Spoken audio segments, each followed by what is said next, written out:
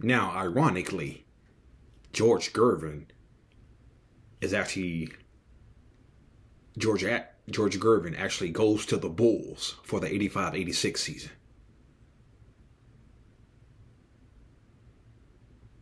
Think about that for a second. Now, George Gervin says he never talked to Michael that much because he kind of thought that Michael was still not over that all-star snub. Free, he's out. Okay. But George Gervin recalls they played a little 100-on-1, and that, kind of broke the ice. But my sense is Jordan was still holding something against George Gervin. And it was from the 85 All-Star game, freeze out, that made Jordan into the cold-blooded killer that he was, that we knew him to be on the court, okay? So, yeah. Needless to say, Jordan always had that in the back of his mind, so, yeah. Get motivated by different things, okay? So, yeah.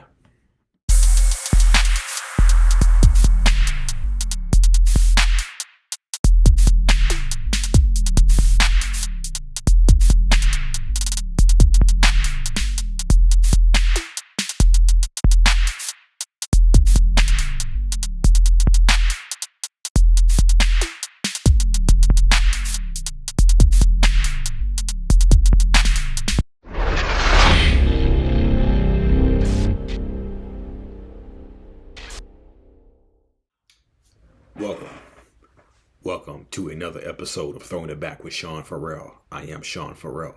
God is great all the time. All the time, God is great. And let's not waste no time. Let's get right to it. So, one of the forgotten what ifs of the NBA of all time. And let's start back in 1984.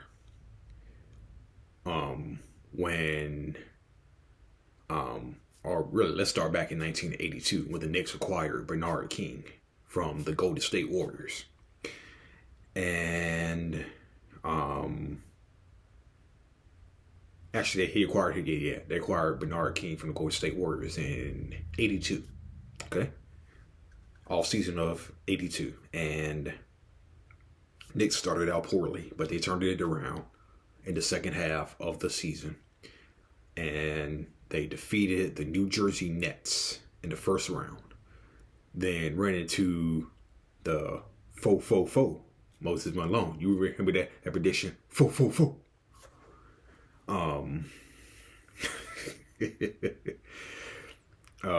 Got swept by the Sixers. Then it came back for 1984. Had a good season in 1984. Then, if you remember, he had the duel with Isaiah Thomas. The game where Thomas scored 16 points in 94 seconds.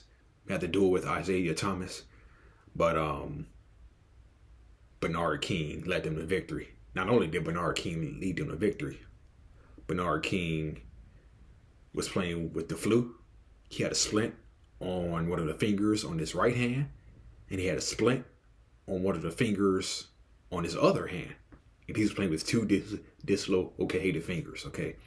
And Hebe Brown, who coached the Knicks back then, said later on, he said, only the great ones can tunnel vision and focus and block out pain.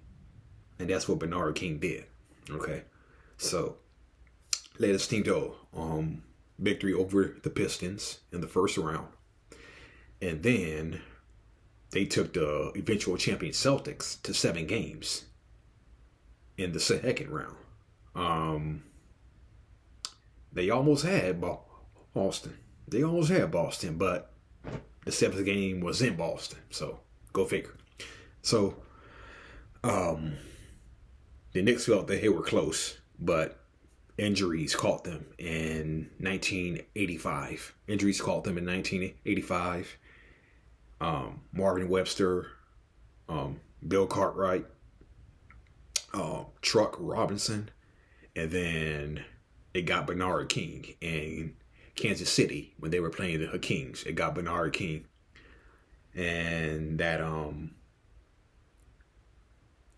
virtually sat out the rest of 85, all of 86, and most of the 1987 season, okay? So during that time, the Knicks had the one pick, and they picked Patrick Ewing. And so one of the reporters, so Patrick Ewing was doing an interview a couple of years ago, several years ago, and he said, one of the reporters asked him, what was it like to play with Bernard King? What was it actually like to play with Bernard King? And Patrick Ewing said, to tell you the truth, I never really got the chance to play with him. He never really got the chance to play with him. I just mentioned that King missed rest of 85, all of 1986, and most of 86 and 87. So Bernard King came back with 6 games left in the 1987 season, okay? And when he came back late in the 1987 season, Patrick Ewing was injured, okay? So when Bernard King came back, Patrick Ewing was injured. So, like Patrick Ewing said, he never really got the chance to play with him. They were on the same team, but they never really got a chance to play together, okay? And just sort of makes you wonder. It just sort of makes you wonder. What if the Knicks had not cut Bernard King and let him go to the Washington Bullets? What if the Knicks had kept him? Because not only did he come back from knee surgery once, he came back from knee surgery twice. Because he got injured after 1991. And then he came back and played with the New Jersey Nets in 1993. He was at the end of his career then. But he came back twice from career-threatening knee injuries. This dude came back twice. Now that's impressive, okay? That's impressive, okay? Just as a side note, Bernard King did play with Derek Coleman, Kenny Anderson. He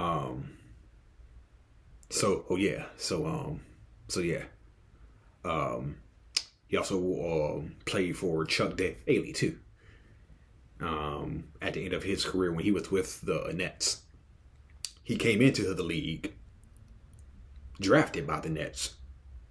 Then he ended his career playing for Chuck Daly with the New Jersey Nets. Okay, so a salute to Bernard King, but you always got to wonder, what if Patrick Ewing and Bernard King played together?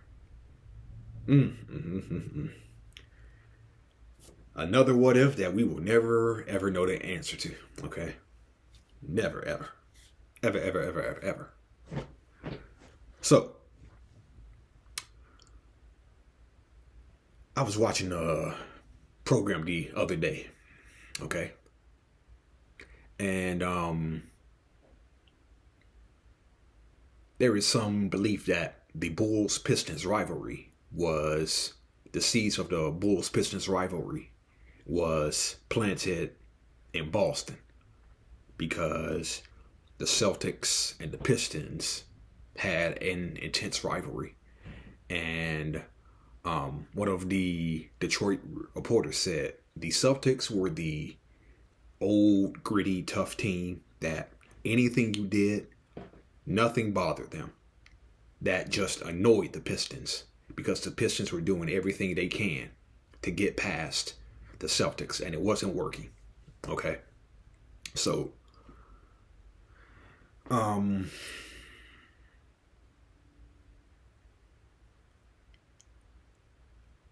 rivalries are, seeds of rivalries are planted, early on, okay? The Cowboys and Redskins, okay? In 1960, the NFL wanted to bring Dallas into the league, and the owner of the Redskins, George Marshall, said no. And so the NFL was like, you want to say no to expansion? Okay. So what the NFL did was they went out and they bought the rights to Hail to the Redskins, which was the Washington Redskins theme song. And they bought the rights to Hail to the Redskins. And they said to George Marshall, you're not going to play this if you don't approve expansion. And so that's the way they were able to strong arm George Marshall into bringing Dallas into the league. So that's how the rivalry was born. Okay. See, trying to think of another rivalry.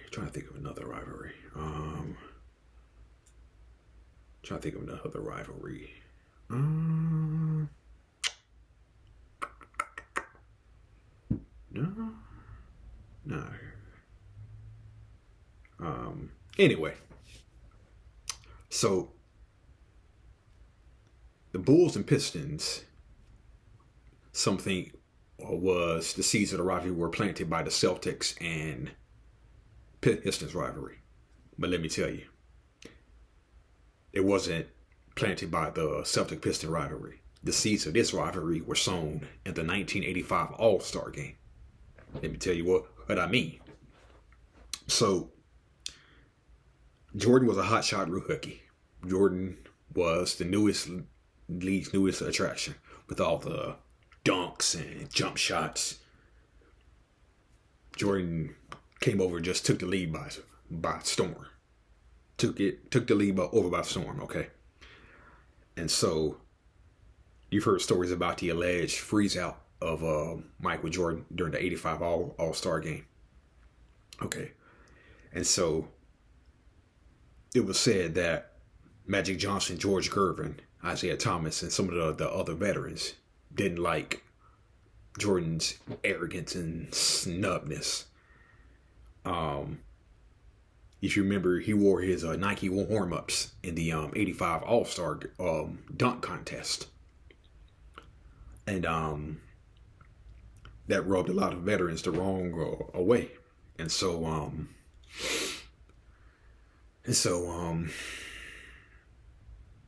the veterans didn't like his arrogance, his cockiness, the fact that Jordan wore a big fur coat to All-Star weekend. So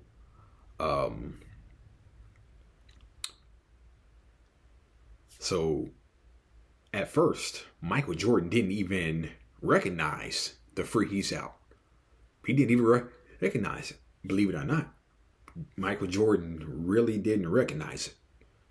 Really didn't recognize the freeze out that had been planned against him by Gervin, Magic, and Isaiah.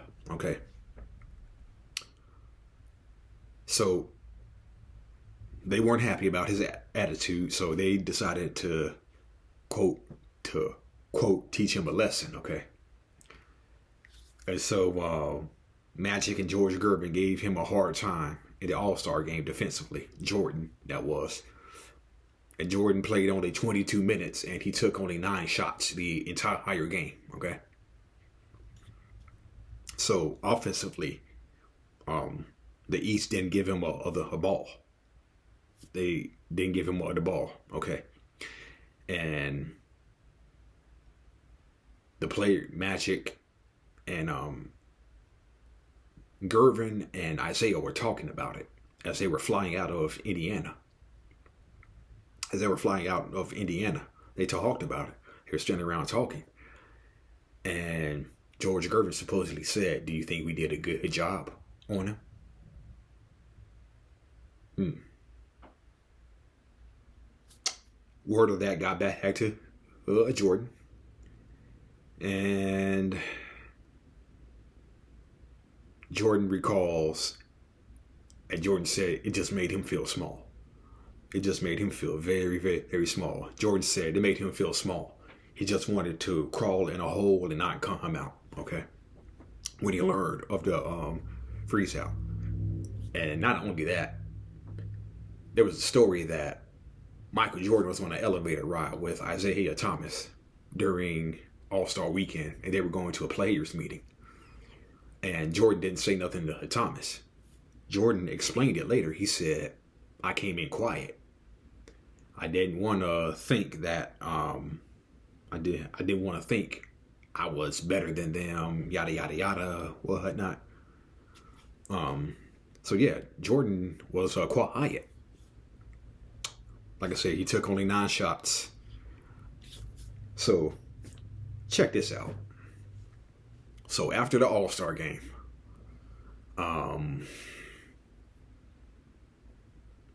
Jordan, it's amazing the relationship that Magic and Jordan have today.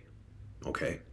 Because it was early on when Michael had hard feelings, not only against Isaiah, but he had hard feelings against Magic too. Okay? So he had hard feelings against Magic and Isaiah and George Gervin too. And maybe it was because Jordan scored 45 points against the Spurs earlier in the season in the overtime victory. So, no, I'm just saying, no. Jordan burned him for 45 points and the Bulls won. So, I'm just guessing. Anyway,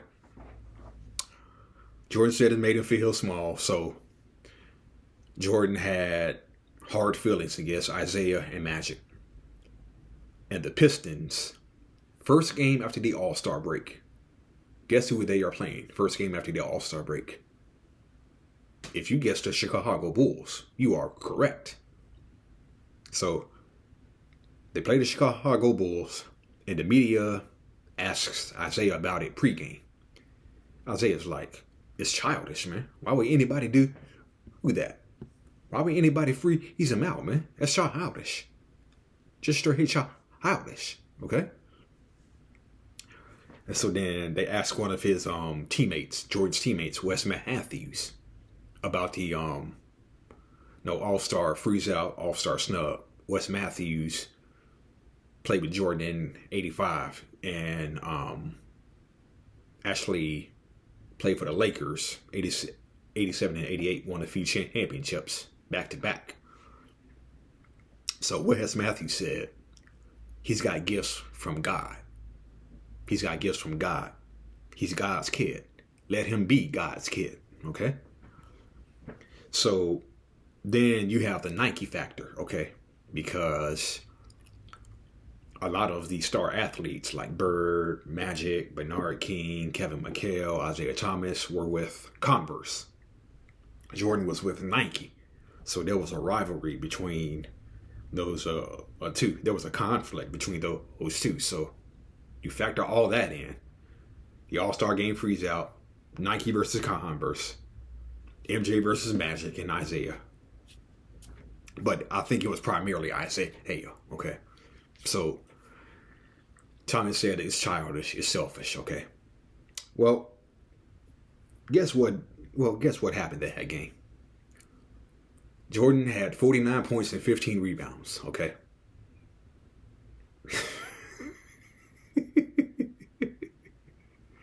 Jordan had 49 points and 15 rebounds. Not only that, towards the end of the game, Detroit missed a shot. And they got the ball down to Jordan, who actually slowed up a bit. And he waited for Isaiah Thomas to come into the picture. And then Jordan, they said Jordan dunked the ball with emotion. Okay? Then they asked Isaiah Thomas about it after the game. And Isaiah Thomas is like, it's over. It's over. Okay? And interestingly, pregame, Isaiah came up to Jordan and apologized to him. And Jordan was like, it was mostly show. Jordan was like, that's show. He's just doing that for a show. Okay? Nonetheless, Jordan had 49 points and 15 rebounds and the Bulls won. And that planted the seeds right there. That right there planted the seeds for the Bulls-Pistons rivalry, okay? No, it wasn't in full effect yet, but the soil was laid down, and all it needed was a little bit of water. And Yeah. And as seen a few years later, what do you know? The Bulls and Pistons are battling each other in the playoffs every year. So I believe the 85 All-Star game is what is the soil and the seeds that planted the Bulls Pistons rivalry. The 85 All-Star game. So, yeah. All right. That's it and that's all for Throwing It Back with Sean Farrell. I am Sean Farrell. Out of here. Peace out. God bless.